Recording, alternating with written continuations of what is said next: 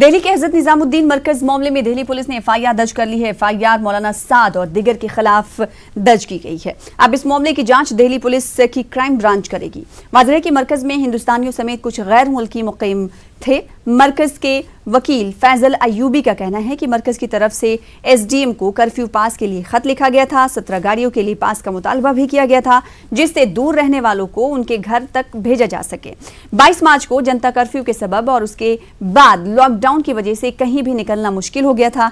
ट्रेनें तक बंद हो चुकी थी, लिहाजा दूर रहने वालों को भेजना मुश्किल था। 26 मार्च को एसडीएम दफ्तर बुलाया गया और एसडीएम से बात कराई गई।